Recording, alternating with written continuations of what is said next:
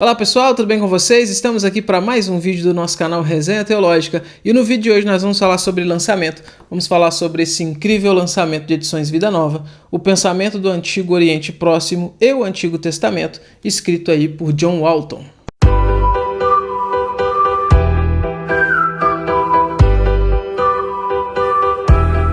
A gente pode dizer que a coisa mais importante relacionada à Escritura Sagrada é a interpretação.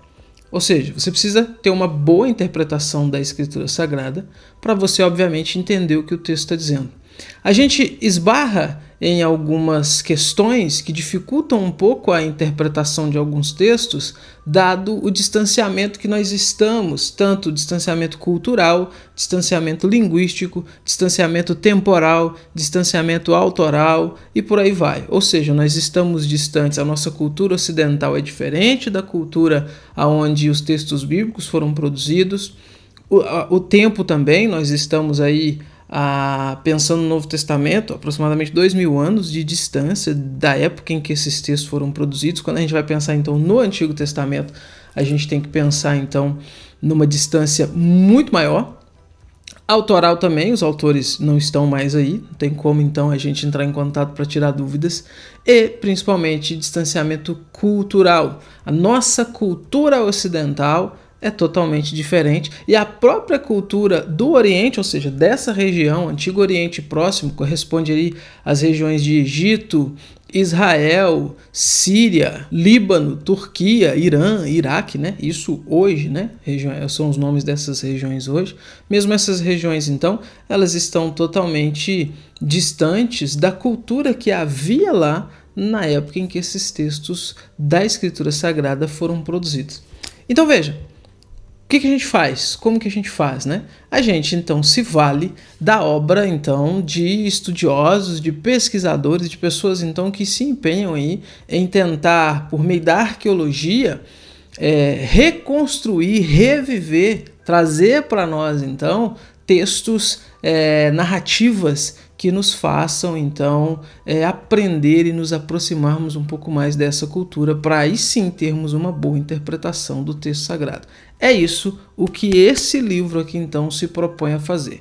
O John Walton, ele é um dos autores daquele comentário histórico-cultural da Bíblia, né, do Antigo Testamento, que a Edições Vida Nova lançou também. Nós temos dois, um do Novo Testamento, que é o Craig Keener que escreve, e do Antigo Testamento, que o John Walton escreve aí com mais dois autores. Então já é uma pessoa que já está ligada, né? Já tem outras obras nessa área, nessa pegada de reviver então e trazer para a gente essa questão cultural. E aqui ele traz um trabalho específico nessas culturas do Antigo Oriente Próximo e na forma então como elas de alguma maneira, né, influenciaram a produção do texto bíblico pelo fato de serem culturas próximas ali à cultura israelita.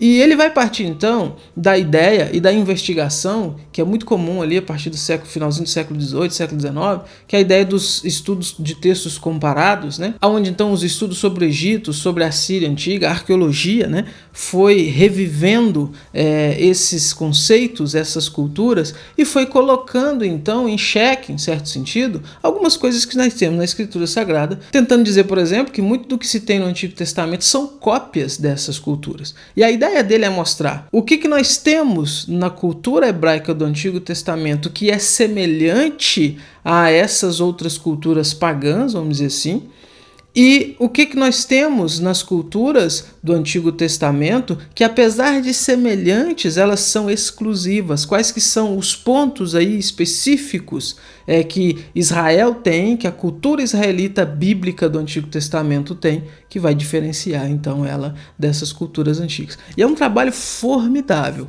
Olha, eu arrisco dizer para vocês que é o melhor livro sobre esse assunto que eu já li até hoje. E o que a gente tem aqui então? O autor ele vai dividir o livro em 5 partes. Então veja, são 5 partes e ao todo nós vamos ter aqui 14 capítulos. A primeira parte ele vai fazer uma introdução, uma apresentação dessa ideia de estudos comparados. A segunda parte ele vai apresentar a literatura do Antigo Oriente Próximo. Tem umas tabelas interessantes ali onde ele vai mostrar, principalmente se você quer fazer pesquisas nessa área, ele vai mostrar ali então as tabelas das literaturas, das obras então dessa época que foram descobertas e que se tem registro e como estão registradas então, para facilitar aí as pesquisas, né, para facilitar o encontro dessas obras e também obviamente para ele basear as citações que ele está fazendo, né? Terceira parte, ele vai falar da religião desses povos antigos. Então ele vai apresentar, por exemplo, como que esses povos lidavam com os seus deuses, as suas divindades. Depois ele vai falar sobre templos e rituais, como que esses povos então serviam nos seus templos e como eram os rituais que esses povos prestavam aos seus deuses ali. Depois ele vai falar sobre a religião do Estado, a religião estatal, a religião do reino ali e a religião familiar, mostrando os contrastes que havia, mostrando como que era a religiosidade que o rei então exercia, pensando no rei, no imperador, no chefe ali do povo e pensando também, por outro lado, em como que as pessoas individualmente, familiarmente, expressavam aí a sua própria religiosidade. Na quarta parte, denominada Cosmo, ele vai discutir aqui sobre a geografia cósmica, cosmologia, ou seja, o estudo ali do mundo, a cosmogonia, ou seja, a origem do mundo, né? Na quinta parte, denominada Pessoas, ele vai discutir aqui, então, a origem do ser humano. E ele vai colocar aqui em contraste a ideia da monogênese, que é aquela ideia então que nós temos no Antigo Testamento bíblico, que a humanidade surge de apenas um casal, Adão e Eva. E ele vai mostrar que são poucas as culturas que defendem isso, e ele vai mostrar que o que era predominante então era a poligênese, ou seja, a ideia de que seres humanos foram surgindo em diversos locais, em diversas formas e tal, como expressão, obviamente, dessas religiões e desses povos, de manifestar então aí a ideia que se tinha dessa origem do ser humano.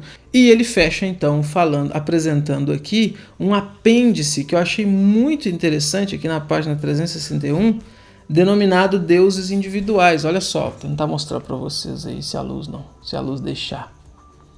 Que ele vai apresentar aqui uma lista dos diversos deuses que haviam nessas culturas, dividida aí então por regiões. Então, por exemplo, tem os deuses mesopotâmicos, aí aqui tem Anu, ele vai falar quem foi, Assur, ele vai falar quem foi, Enlil. Depois tem os deuses cananeus, ele vai falar sobre El, vai falar sobre Baal, Dagon. Depois tem os deuses egípcios, vai falar sobre Amon-Ra, Osíris, Ísis e tal, e outros que não se encaixam em povos específicos, né, como Camus e o próprio Yahvé, que é o Deus de Israel. Muito bacana, uma obra, como eu disse, muito completa e que tem muita contribuição aí para trazer para os nossos estudos aí de Antigo Testamento, principalmente nessas questões culturais, para nos ajudar então a interpretar a Escritura Sagrada. Eu quero trazer aqui agora então destacar alguns pontos aqui dessa obra que eu achei muito interessantes. Então, por exemplo, nessa parte aqui de estudos comparados, ele vai conceituar o que é um estudo comparado. Ele diz o seguinte, olha: assim como seria tolice pensar que todos os europeus partilham a mesma cultura, seria um equívoco supor que babilônios, hititas, egípcios, israelitas e sumérios partilhavam todos eles a mesma cultura. Deveria até mesmo haver diferenças perceptíveis entre os babilônios do segundo milênio, da época de Hammurabi, e os babilônios do primeiro milênio, da época de Nabucodonosor. Mais importante ainda, é necessário ter cautela quando se usa tanto o Egito quanto o antigo mundo da Mesopotâmia para comparação. A cultura egípcia é notavelmente diferente de outras encontradas no restante do Antigo Oriente Próximo. Ainda assim, havia alguns elementos que muitas culturas do Antigo Oriente Próximo tinham em comum com os egípcios e, sem dúvida, existiam muitas áreas em que tinham mais pontos em comum entre si do que com a nossa cultura de hoje. Então ele introduz aqui essa ideia de que é interessante se ter esses estudos comparados por causa dessas diferenças culturais. Aí ele vai seguir dizendo: o objetivo dos estudos de contexto histórico é examinar a literatura e a arqueologia do Antigo Oriente Próximo para reconstruir o comportamento, as crenças, a cultura, os valores e a cosmovisão das pessoas, isto é, para examinar as dimensões da natureza do antigo rio cultural. De forma alternativa, isso pode ser chamado de estudos culturais. Aí olha só, preste atenção. Estudos comparados constituem um ramo dos estudos culturais, pois tentam obter informações de diferentes segmentos justapostos da cultura mais ampla, a fim de avaliar o que se pode aprender com um para realçar o entendimento do outro. Então veja, a ideia é, você pode então pegar esses textos justapostos, ou seja, um sobre o outro, um pelo outro, analisá-los ali, para que por meio da análise de um, você compreender melhor o outro. E a ideia aqui então é que você pegue esses textos do Antigo Oriente Próximo, das religiões, da cultura, para que por meio dessa análise se entenda melhor o mundo do Antigo Testamento, o mundo em que as histórias bíblicas, então, antes aí de Cristo, se deram. E aí ele segue, olha. O alcance desse entendimento pode envolver o comportamento e a crença no interior da cultura ou as maneiras que uma cultura é representada na arte ou na literatura. Na categoria literária, áreas de pesquisa envolvem as questões mais amplas de gênero literário, a análise de traduções e textos específicos e o uso de metáforas, expressões idiomáticas e palavras específicas. Então veja, a intenção é muito clara, né? E aí ele vai citar aqui outras coisas, ele vai citar aqui como, por exemplo, como auxílio, né, para esses estudos, a questão dos gêneros literários, dos vários gêneros literários que nós temos na Escritura Sagrada e que você encontra também nessas culturas antigas. Alguns detalhes interessantes do livro aqui é que ele vai mostrar, por exemplo, que não havia, diferente do que você tem em Israel, então pensando que ele está trabalhando nessas questões de apresentar o que é semelhante, mas também apresentar a exclusividade da cultura israelita nesse meio cultural, ele vai mostrar que, por exemplo, não havia nessas religiões antigas a ideia de ortodoxia. A ideia, então, de algo, da devoção a um Deus e de que essa devoção dependia todo um estudo, toda uma tradição e toda um respeito a essa tradição. Por quê? Como o mundo está repleto aí, como ele vai dizer aqui, olha, como o cosmos está repleto de seres espirituais, de poder, as pessoas queriam ter certeza de que não estavam ignorando nenhuma divindade. Então, dessa maneira, por exemplo, os ninivitas não seriam céticos quanto a Jonas chegar com uma mensagem de um Deus que era de um lugar distante e tinha planos contra eles. Não havia nada de improvável naquela situação e eles tentariam aplacar a ira dessa divindade. Então veja, nesses sistemas não há falsos deuses, portanto não há falsas crenças, o que excluiria então a ideia de uma ortodoxia, de um dogmatismo, né? E aí, fazendo a citação de um outro autor, ele vai dizer: o dogmatismo e a intolerância com crenças alheias eram estranhos às antigas religiões, já que a total ausência do conceito de fé falsa ou de qualquer forma de heresia era comum naquelas religiões. Uma outra coisa que me chamou muita atenção é que aqui no capítulo 5, quando ele vai falar sobre templos e rituais, então ele quer mostrar como que era a expressão da religiosidade desses povos nos seus templos, nos rituais ali de adoração aos seus deuses, ele vai trazer aqui uma ideia que o Bill, né, trabalha muito nesse livro aqui, tem resenha aqui no canal sobre esse livro, também de Edições Vida Nova, que a ideia, então, de que o cosmo é um templo, né? De que a criação inteira ela funciona como um templo de adoração da presença ali da divindade. E que isso é muito comum nessas culturas e também nós temos indícios disso na Escritura Sagrada, como você vai conseguir entender por esse livro do Bill aqui. O Bill entende que o Antigo Testamento ele perpassa essa ideia até chegar no Novo Testamento, lá no Apocalipse, da cidade que desce ali dos céus, né? Demonstrando então essa presença de Deus em todo o cosmos. E ele mostra isso daqui, como então que essa ideia ela também é muito presente nessas culturas. E uma última coisa que eu não posso terminar esse vídeo sem mostrar para vocês.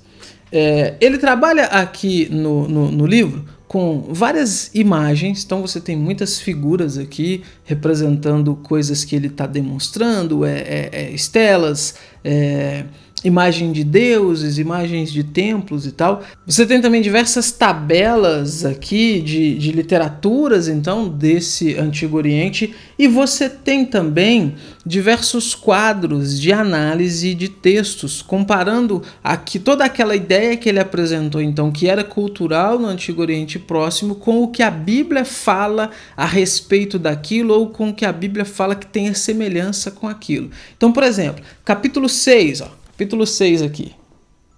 Tá vendo aí? Ele vai falar sobre a religião do Estado e família. Aí olha só o que ele diz. Textos de todo o Antigo Oriente Próximo tratam claramente do fato de que os deuses têm necessidades, que são atendidas pelos seres humanos. O rei e os sacerdotes tinham suas respectivas obrigações no processo. A premissa básica dessa crença era que os deuses já existiam muito tempo antes da criação dos seres humanos, sem plano algum de criar esses seres. Então, ou seja, os deuses já existiam sem ter noção, sem ter essa ideia de criar outros seres. No entanto, precisavam de comida, roupa e moradia, e como eram deuses, estavam acostumados a confortos específicos. Vários mitos desenvolvem diferentes enredos, mas no final, os deuses se cansaram de atender às próprias necessidades. A solução foi a criação dos seres humanos para lhes fornecerem alimentos, em forma de sacrifícios, moradia, em forma de templos, e roupa, e se dedicarem a atividades que mimassem os deuses. Essa era a obrigação religiosa no mundo antigo. Então, ou seja, a ideia que ele está mostrando é que os deuses já existiam, não tinha ideia de criar os seres humanos, mas no momento eles ficaram entediados ali, com ficar provendo ali roupa, comida para eles, então eles falaram, vamos criar aqui uns seres, esses seres então vão prover essas coisas para nós, porque nós temos necessidades. Então a ideia são deuses que têm necessidade de algumas coisas. E aí vem, ao cuidar da necessidade dos deuses, as pessoas tinham o papel de dar as condições para que eles continuassem a trazer ordem ao cosmos. Então, à medida com que as pessoas que foram criadas estão atendendo às necessidades dos deuses, os deuses estão aí mantendo a ordem na criação, mantendo a ordem no cosmos. Aí ele segue, olha. Uma vez que os deuses se tornaram codependentes das pessoas, eles tinham, por sua vez, de atender às necessidades das pessoas e protegê-las. É uma troca, né? As pessoas fornecem para os deuses comidas, em forma de sacrifícios, moradia em forma dos templos, e os deuses, então, protegem as pessoas e atendem às necessidades das pessoas. Aí vem, olha, se os campos não produzissem, não haveria colheita, e os deuses não poderiam ser alimentados. Se os invasores ameaçassem uma cidade, as pessoas não teriam condições de seguir cuidando dos deuses. Então, os deuses são dependentes. Aí, olha só que interessante. Depois que ele fala isso, você tem aqui então um quadro, que é esse quadro aqui, olha. Tá vendo aí?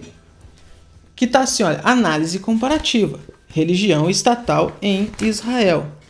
E qual que é a ideia aqui? Ele apresentou então que os deuses dessas culturas são deuses que aparentemente têm necessidades. Agora ele vai mostrar. Existe algum paralelo disso com Deus de Israel, com Yahvé? Aí ele vem, olha, as necessidades de Yahvé. No Antigo Testamento, isso é evidentemente um paradoxo, ou seja, Yahvé tem necessidades, né? Aí vem, Yahvé não tem nenhuma necessidade. Portanto, a religião estatal não tem nenhum fundamento lógico subjacente com base na premissa de satisfazer aquelas necessidades. A grande simbiose é rejeitada e não há uma imagem para mediar o contato com Yahvé. A ideia é que nesses deuses antigos a imagem deles servia para mediar o contato desses deuses com essas pessoas. O Deus de Israel você não tem imagem, né? Aí vem, os rituais estão relacionados com a ordem, assim como no restante do Antigo Oriente Próximo, mas essa ordem é delineada na relação pactual e não nas necessidades de Yahvé. O esplendor do templo honra Yahvé, assim como o esplendor do templo de Marduk honra Marduk. Os sacrifícios e a manutenção do espaço sagrado visam atrair e manter a presença vital da divindade. Ofertas são uma expressão de gratidão. Boa parte disso se repete na retórica geral, mas no Antigo Oriente Próximo os deuses logo admitem sua carência e reconhecidamente dependem do sustento humano. Em Israel, todos os aspectos, por mais tradicionais que sejam, têm uma lógica alternativa. A religião estatal ressalta as necessidades do povo mais do que as necessidades de Yahvé. A reciprocidade E a dependência mútua não tem nenhum papel na retórica. Então, ou seja, não existe essa ideia de que Yahvé precisa do povo de Israel, assim como o povo de Israel precisa de Yahvé. Não existe isso. Aí ele segue. Quaisquer obrigações que Yahvé tenha com Israel, não advém de os israelitas atenderem às necessidades dele, mas sim do acordo da aliança. O povo serve a Yahvé por fidelidade às expectativas da aliança. Então veja, é interessante como que ele trafega por esse caminho para mostrar que, apesar de você ter algumas semelhanças, então entre Yahvé e esses deuses, Yahvé é superior. A religiosidade israelita é superior, o monoteísmo israelita é superior. Gente, é uma obra fantástica. Recomendo. Como sempre, vou deixar o link aqui na descrição do vídeo para você adquirir essa obra. Você comprando pelo link aqui, você contribui com o canal. E recomendo, comprem, leiam. É uma obra que vai te ajudar demais a entender todo esse mundo para compreender melhor o texto bíblico e interpretar melhor o texto bíblico. Tá bom? Tchau! Até os próximos vídeos deste canal.